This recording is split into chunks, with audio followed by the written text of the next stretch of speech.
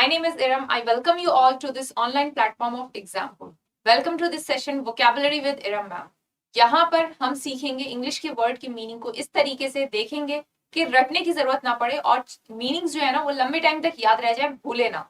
Yes, difficulty यहीं पे आती है कि हम चीजों को भूल जाते हैं विद टाइम. तो वर्ड्स की मीनिंग को ऐसे देखेंगे कि रटे ना, ऐसे याद करें कि विद टाइम आप भूलो ना.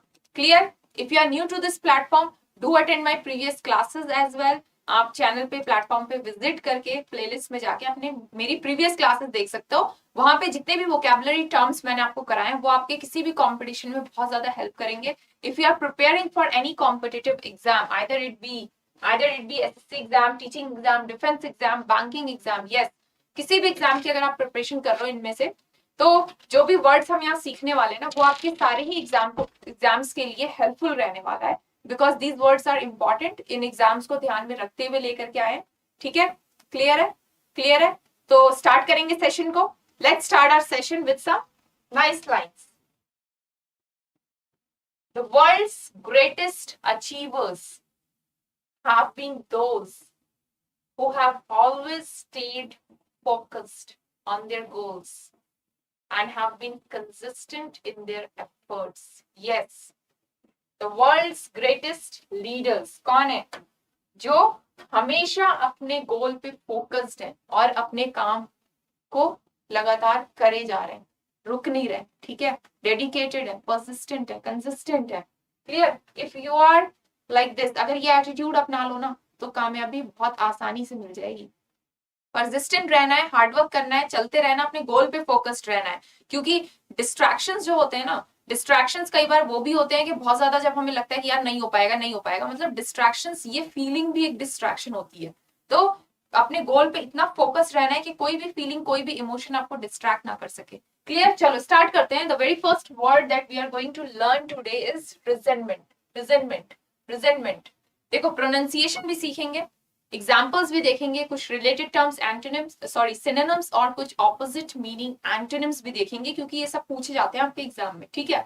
और प्रोनाउंसिएशन क्यों देखेंगे? बिकॉज हम वर्ड देख लेते हैं, मीनिंग याद कर लेते हैं, लेकिन बोलते टाइम गलतियां कर जाते हैं.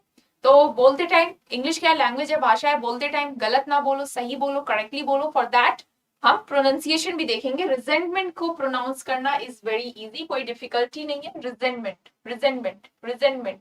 Clear? It's a noun. Resentment का मतलब होता है एक ऐसी फीलिंग. कई बार हमारे साथ कोई कुछ बुरा कर देता है तो हमारे अंदर एक फीलिंग आती है ना, उसको लेकर हम गुस्सा हो जाते हैं, नाराज हो जाते हैं. हम एक गुस्सा सा भरा होता है हमारे अंदर, और एक नेगेटिविटी सी भरी होती है, एक करवाहट सी बिटरनेस भरी होती है. तो वो जो फीलिंग होती है ना, दैट इज रिजेंटमेंट. क्लियर. देख लो, मीनिंग देख लो. bitterness and anger that someone feels about something, और someone भी कह सकते हो, कोई और पर्सन, किसी चीज, कोई इंसिडेंट ऐसा हो गया या कोई चीज हो नहीं पाई जिसकी वजह से आपके अंदर एक बिटरनेस, एक कड़वाहट है, और कड़वाहट सी है, बिटरनेस सी है, गुस्सा सा है. ठीक है? फ्रस्ट्रेशन सी है आपको, मतलब ये सारी जो फीलिंग्स है, दैट इज रिजेंटमेंट. वो पर्सन के लिए भी हो सकती है, किसी चीज के लिए हो सकती है. क्लियर. वर्ड का मीनिंग क्लियर है. अब वर्ड को ऐसे याद करें, इस मीनिंग को ऐसे देखें कि आप भूलो ना. For that you have a picture on a board. Picture देखो, क्या लग रहा है? A girl is crying and a boy surprised है. उसके इमोशन को समझो, उसके फेस पे देखो, उसके इमोशन को समझो और इसके इमोशन को समझो. And you can see a broken bottle. ये क्या है? एक ब्रोकन बॉटल है. अब देखो, वर्ड के अंदर से, वर्ड क्या था? रिजेंटमेंट. तो वर्ड के अंदर से कुछ लोग इसे रिसेंटमेंट पढ़ेंगे, इसे पढ़ेंगे हम, जेड का साउंड आएगा. रिजेंटमेंट. देखो, ध्यान देना, वर्ड के अंदर से एक सेकंड के लिए प्रोनाउंसिएशन को इग्नोर करो, इसे पढ़ो रिसेंटमेंट. और वर्ड के अंदर से हमने निकाल लिया सेंट. Saint, perfume. ठीक है? सेंट कह लो या परफ्यूम कह लो, डिओड्रेंट्स कह लो. घर में होता है ना, भाई बहनों के बीच में लड़ाइयां होती हैं. आपने अपने भैया की या बहन की कोई चीज तोड़ दी तो लड़ाई हो जाती है. ठीक है? वहां पे आप गुस्सा हो जाते हो, आई डोंट लाइक यू, तुमने मेरा ये चीज खराब कर दिया. ठीक है? तो देखो, उसी चीज को इमेजिन करो, सिचुएशन को वर्ड के अंदर से हमने निकाला, रिजेंटमेंट से हमने निकाला। एक सेकंड के लिए प्रोनाउंसिएशन को इग्नोर करो, वर्ड को पढ़ो, रिसेंटमेंट। तो सेंट आ रहा है ना, सेंट निकाल लिया, परफ्यूम निकाल लिया, ठीक है, सेंट निकाला, परफ्यूम निकाला। अब इसको रिलेट करो, ये सिबलिंग्स है, भाई बहन है, ठीक है, भाई बहन इमेजिन करो, इसकी बॉटल टूट गई, सेंट की बॉटल गलती से भैया से टूट गई, भाई से टूट गई, ठीक है। तो अब ये रोने लगी और इसके अंदर ना एक गुस्सा सा भर गया, एक रिजेंटमेंट वाली फीलिंग आ गई, bitterness, I don't like you, तुमने मेरी फेवरेट परफ्यूम की बॉटल तोड़ दी, तुमने मेरी फेवरेट परफ्यूम, फेवरेट सेंट की बॉटल तोड़ दी, आई डोंट लाइक यू। एक बिटरनेस, एक कड़वाहट सी भर गई, ठीक है, एक अजीब सी फीलिंग। वो अजीब सी फीलिंग क्या है कि आप कह रहे हो कि आई डोंट लाइक यू, क्यों? क्योंकि कुछ ऐसा हुआ है जो आपको लगता है होना नहीं चाहिए था, तो वो जो फीलिंग है दैट इज रिजेंटमेंट। क्लियर? इस तरीके से रिलेट करके याद कर लो, कभी नहीं भूलोगे, कभी नहीं भूलोगे। रिजेंटमेंट के अंदर से आपने क्या निकाला? सेंट। सेंट को रिलेट किया सेंट बॉटल से जो कि टूट गई, जब टूट गई तो आपके अंदर जो फीलिंग्स आए रिजेंटमेंट जैसे। Clear? Clear? Anger and bitterness कह सकते हैं। नाउ एग्जाम्पल देख लेते हैं। She could not conceal, she could not conceal the deep resentment, deep resentment she felt at the way she had been treated. She could not conceal the deep resentment she felt at the way she had been treated. यहाँ एक नया word दिख रहा होगा, conceal. मतलब पता है conceal का क्या होता है? कई लोगों के लिए वर्ड न्यू होगा, कई लोगों के लिए कंसील वर्ड न्यू होगा, मतलब नहीं पता होगा, तो सेंटेंस क्या कह रहे हैं वो समझ कैसे आएगा? कंसील सीख लो यहीं पर, conceal is a new word to you. Conceal, जब एग्जाम, पहले जब ऑफलाइन एग्जाम होते थे तो क्वेश्चन पेपर जब आता था ना तो वो सील लगी होती थी और उस पेपर को कैंडिडेट्स के सामने खोला जाता था, सील तोड़ी ब्रेक की जाती थी और पेपर को निकाला जाता था, ठीक है। तो सील लगी होती थी, सील लगी होती थी क्वेश्चन पेपर पे, क्वेश्चन पेपर पे। क्वेश्चन पेपर जो है ना, सील क्यों लगी होती थी? छुपा के रखा जाता था उसे, लीक ना हो जाए, किसी को पता ना चल जाए, वो चीज छुपा के रखी गई थी। तो कंसील होता है हिडन। कंसील का मतलब क्या हो गया? हिडन कह लो या सीक्रेट कह सकते हो, ठीक है, हिडन और सीक्रेट। क्लियर? क्लियर? नाउ उस एग्जाम्पल को देख लेते हैं, इस एग्जाम्पल को देख लेते हैं। She could not conceal the deep resentment she felt at the way she had been treated. वो जो रिजेंटमेंट वाली फीलिंग थी ना वो उसे छुपा नहीं पाई। रिजेंटमेंट वाली फीलिंग, कौन सी फीलिंग? गुस्से वाली, बिटरनेस वाली, कड़वाहट वाली, वो उसे छुपा नहीं पाई, कंसील नहीं कर पाई, छुपा नहीं पाई। Is the example clear to you? Example clear है? एग्जाम्पल क्लियर है? इस एग्जाम्पल के थ्रू आपने एक और न्यू वोकैबुलरी सीख ली, कंसील। कंसील, क्वेश्चन पेपर पे सील लगी थी तो कंसील का क्या मतलब हुआ? हिडन, सीक्रेट, छुपा हुआ। क्लियर? नाउ सिनोनिम्स देखेंगे, कुछ रिलेटेड टर्म्स देखेंगे, ठीक है, कुछ रिलेटेड टर्म्स देखेंगे। सिनोनिम्स क्या क्या आपके? एक्रीमनी, bitterness, animosity, grudge, indignation, acerbity. These are all the related terms for resentment. Resentment. Clear? These are all related terms for resentment. अब ध्यान देना, ये सारे ही आपके synonyms हैं resentment के। तो यहां पर एक्रीमोनी, ये जो टर्म है एक्रीमनी, एक्रीमनी, ये भी एक न्यू वोकैबुलरी टर्म है। एक्रीमनी, एक्रीमनी, जैसे रिजेंटमेंट एक वोकैबुलरी टर्म था, कई लोगों को एक्रीमनी भी नहीं पता होगा कि एक्रीमनी का क्या मतलब है। रिलेटेड टर्म है रिजेंटमेंट। एक्रीमनी भी वही है कि एक ऐसी फीलिंग जिसमें बहुत ज्यादा गुस्सा भरा हुआ है आपके अंदर, ठीक है, गुस्सा भरा है, बिटरनेस भरी है, उसी फीलिंग को एक्रीमनी कहते हैं। अब इसको याद कर लो, क्रीमनी, क्रीमनी से क्रीम एंड मनी कर लो, क्रीमनी से cream and money, cream and money, cream and money. Suppose करो आपकी सिस्टर है, बहुत एक्सपेंसिव क्रीम, उसने बहुत सारे पैसे लगा के क्रीम लेकर के आई थी, एक कॉस्टली ब्रांडेड क्रीम, वो कॉस्मेटिक प्रोडक्ट लेकर के आई थी और आपसे गलती से वो बॉटल टूट गई, ठीक है, वो क्रीम टूट गई या खराब हो गई, कोई चीज उसमें गिर गई। तो अब क्या हुआ, क्योंकि वो क्रीम बड़े उससे लेकर के आई थी वो, तो उसके अंदर एक फीलिंग आ जाएगी कि यार, मतलब उसके अंदर जो फीलिंग आ जाएगी गुस्से वाली, बिटरनेस वाली, कि तुम थोड़ा तो ध्यान रख सकते थे, मतलब वो जो फीलिंग आएगी रिजेंटमेंट वाली। तो एक्रीमनी का भी मतलब वही है। क्लियर? क्लियर? क्लियर है? बिटरनेस, बिटरनेस तो समझ में आ रहा होगा। नेक्स्ट वर्ड देखो एनिमोसिटी, एनिमोसिटी, एनिमोसिटी भी कुछ लोगों को लग रहा होगा काफी डिफिकल्ट है। बिटरनेस तो बहुत आसान है, बिटर कड़वा, ठीक है, कड़वे से बन गया बिटरनेस। नेक्स्ट वर्ड देखो एनिमोसिटी, कई लोगों को ये भी वर्ड न्यू लग रहा होगा। एनिमोसिटी, एनिमोसिटी, एनिमोसिटी देखो सिटी में एनिमल क्रुएल्टी हो रही थी, कोई सिटी है यहां से निकाल लो सिटी, ठीक है, कोई सिटी है वहां पे एनिमल क्रुएल्टी हो रही थी। एनिमल, एनिमा, एनिमो, एनिमो से एनिमल निकाल लिया हमने, ठीक है, एनिमल निकाल लिया। इमेजिन करो सिटी के अंदर एनिमल क्रुएल्टी हो रही थी, सिटी के अंदर एनिमल क्रुएल्टी हो रही थी, और कोई एनिमल लवर है, उसको ये चीज बिल्कुल नहीं पसंद, तो वो बहुत ज्यादा गुस्से से, और वो कुछ कर भी नहीं सकता, तो वो बहुत ज्यादा गुस्से से और कड़वाहट से भर गया। रिजेंटमेंट, उसके अंदर जो फीलिंग्स थी वो रिजेंटमेंट वाली, ऐसे रिलेट करके इस वर्ड को याद कर लो, कभी नहीं भूलोगे। Clear, clear. सो सिर्फ रिजेंटमेंट के लिए आपने रिलेटेड और भी न्यू वोकैबुलरी टर्म्स सीखे। One is acrimony, the other is animosity. Bitterness बहुत आसान है। ग्रज, ग्रजेस भी समझ, बहुत ही कॉमन सा वर्ड है कि she has grudges against him और हर, ठीक है, he had grudges, he has grudges against him और हर, ठीक है। तो ग्रज, ग्रज रखते हैं, ग्रज वाली फीलिंग, गुस्से वाली फीलिंग हम रखते हैं किसी के अगेंस्ट, किसी ने आपके साथ बुरा किया है या कुछ गलत किया है और आप कुछ कर नहीं सकते, लेकिन आपको बहुत बुरा हुआ, बहुत हर्ट हुआ, आपको बहुत तकलीफ हुई इस चीज से, तो एक अजीब सी फीलिंग आपके अंदर होगी, बिटरनेस वाली, कड़वाहट वाली, गुस्से वाली, नाराजगी वाली, दैट इज रिजेंटमेंट, और उसको ग्रज भी कह सकते हैं। तो रिलेटेड टर्म में ग्रज भी आ गया, ठीक है। इंडिग्नेशन, इंडिग्नेशन, इंडिग्नेशन क्या है? कोई ऐसा काम हुआ जो आपको पसंद नहीं है, तो आपको वो चीज बहुत ज्यादा सही नहीं लगी, इंडिग्नेशन। आपकी डिग्निटी हर्ट हो गई, कह सकते हो इंडिग्नेशन, ठीक है। डिग्निटी कहते हैं ना, मेरी डिग्निटी हर्ट हो गई, डिग्निटी हर्ट हो गई, मुझे ये चीज सही नहीं लगा,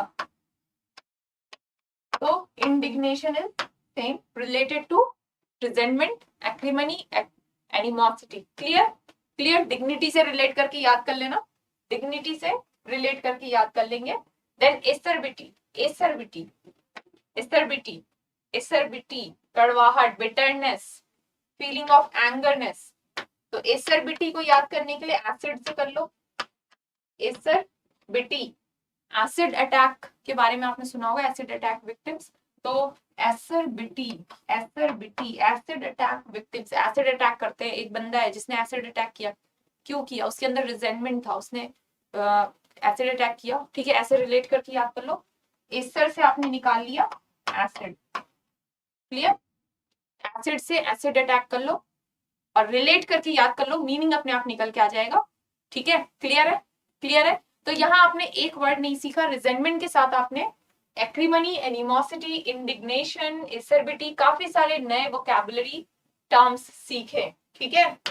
क्लियर है, क्लियर है, क्लियर है। अब कुछ एंटोनिम्स, ऑपोजिट मीनिंग देख लेते हैं, opposite meaning terms, related term.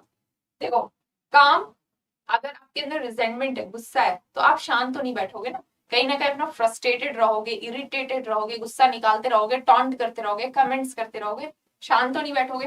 तो एंटोनिम में हम कह सकते हैं काम, चीयर, जो लोग काम है, चीयर, गुस्से से नहीं भरे, वो चीयरफुल होंगे, हैप्पी होंगे, जॉयफुल होंगे, ठीक है। कंफर्ट, आराम से होंगे, ठीक है। डिलाइट, डिलाइट, जिन्होंने मेरी प्रीवियस क्लासेस अटेंड करी उन्हें पता है, डिलाइट मैंने सिखाया था, D light, D light, delight को कैसे सिखाया था? दी लाइट, डिलाइट हमने सीखा था, दी लाइट। दिवाली, दिवाली पे लाइट्स होती है ना, दिवाली पे लाइट जलती है, खुशियों का माहौल होता है, हैप्पी फेस्टिवल, जॉयफुल फेस्टिवल, तो डिलाइट होता है जॉय, हैप्पीनेस, ठीक है। ग्ली, ग्ली, ग्ली को कर लो ली, ली कोई मान लो गर्ल है and she is always happy, glee, glee, ली, ली हमेशा खुश रहती है, तो ग्ली इज हैप्पी, जॉय, ठीक है। लाइकिंग, अफेक्शन, अफेक्शन आप किसी की केयर करते हो, उसके बारे में सोचते हो, उसके अच्छे के बारे में सोचते हो, you think about the welfare of that person, ठीक है, उसकी केयर करते हो, सिंपैथी। तो these are all antonyms for resentment. Clear? Clear. तो यहाँ पे आपने कई सारे न्यू टर्म्स भी सीखे, like acrimony, bitter, animosity, indignation, acerbity, conceal. Conceal भी एक नया वर्ड सीखा आपने, ठीक है, कंसील भी एक न्यू वर्ड सीखा आपने। Clear, clear,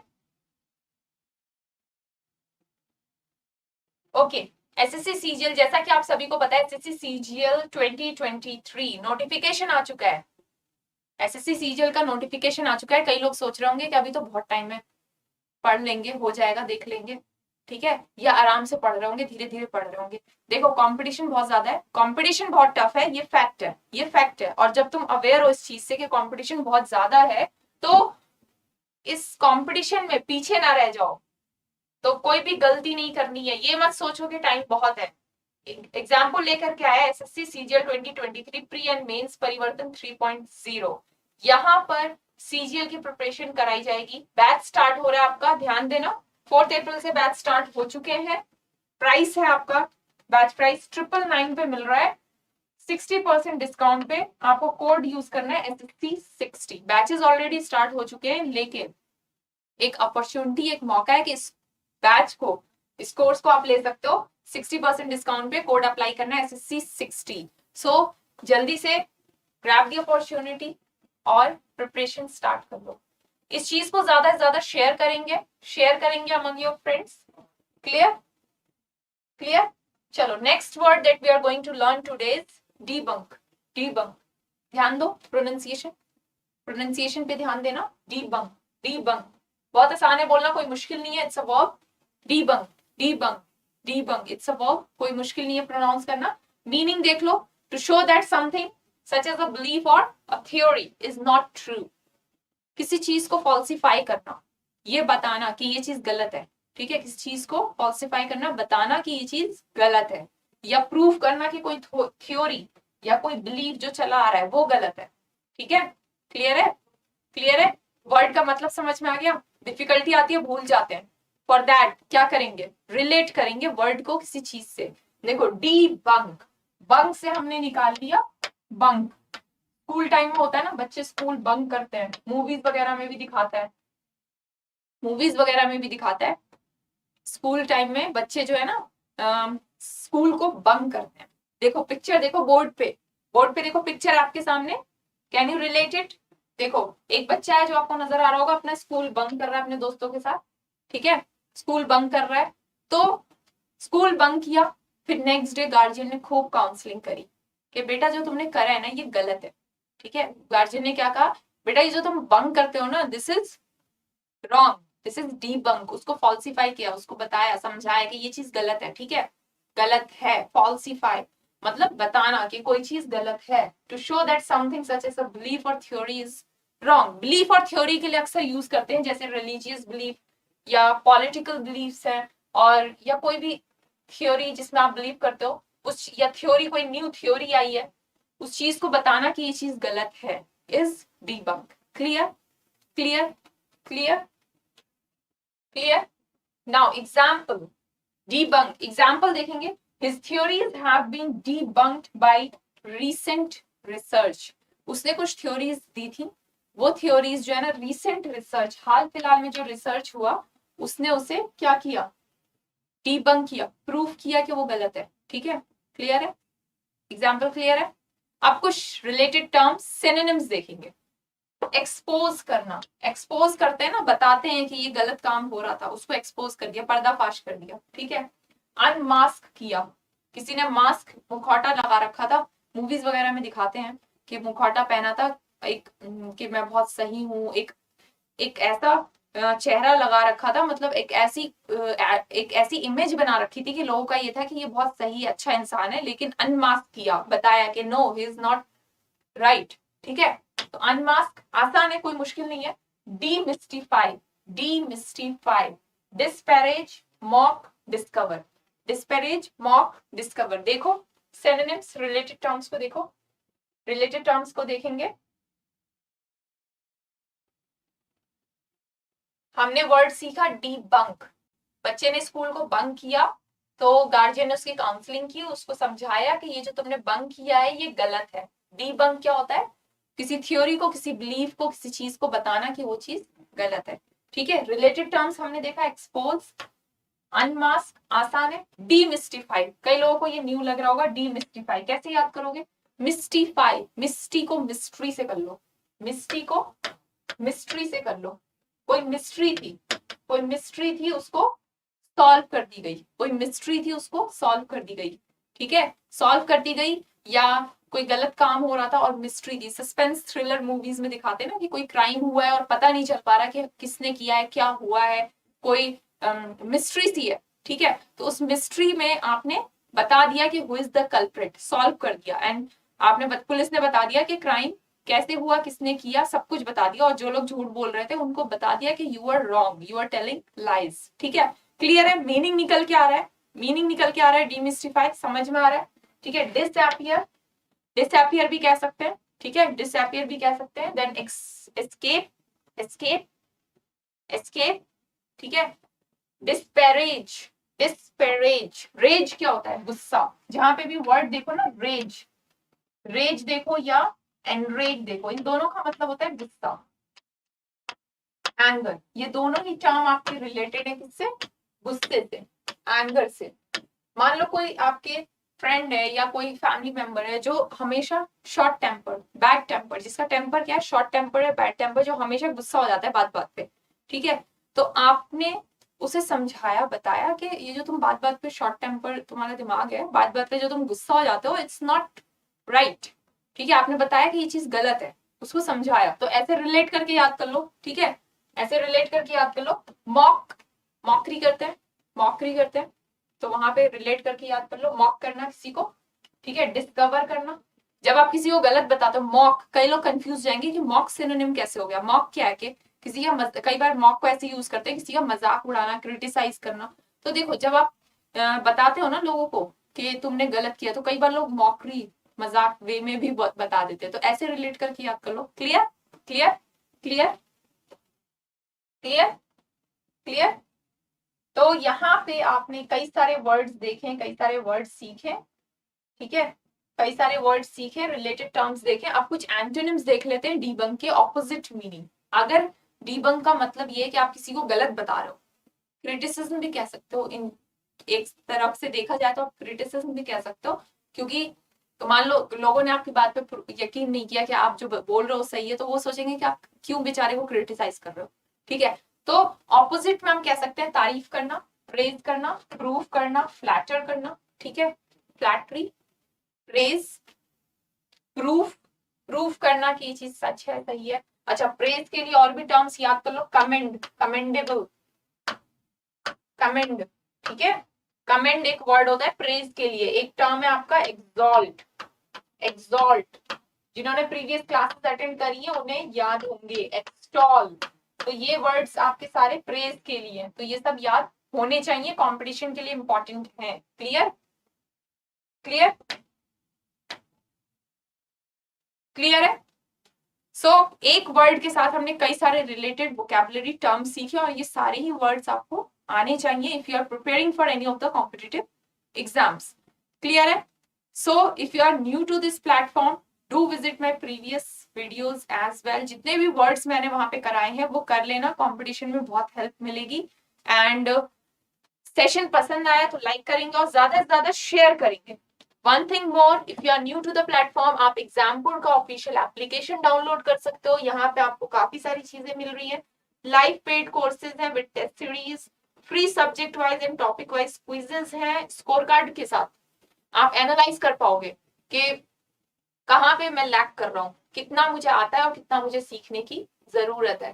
then previous year papers मिल जाएंगे, daily, weekly and monthly current affairs भी मिल जाएंगे, सब्जेक्ट वाइज प्रैक्टिस सेट्स भी हैं। तो काफी कुछ है यहाँ पे। आप इस एप्लीकेशन को डाउनलोड करके अपनी जो तैयारी है ना उसको बहुत यूनिक वे में कर सकते हो। ठीक है, सिर्फ पढ़ने से नहीं होता, मॉक टेस्ट भी करना जरूरी है। क्विजेस जो होते हैं, क्विजेस या डेली टेस्ट पेपर्स लगाना जरूरी होता है। ठीक है, सिर्फ पढ़ने से, नॉलेज लेने से कंपटीशन नहीं क्रैक होगा, ये फैक्ट है। ठीक है, so if you are new, do visit the Exampur official channel, visit कर सकते हैं। अगर चैनल पे न्यू है तो सब्सक्राइब कर सकते हो। ठीक है, एप्लीकेशन डाउनलोड कर सकते हो, and you can connect with us through various platforms.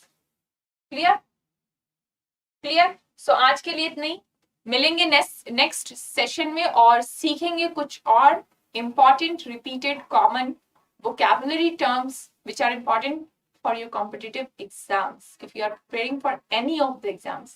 ठीक है, तो मिलेंगे नेक्स्ट सेशन में। टिल देन सभी लोग अपना ध्यान रखें और पढ़ाई करते रहें।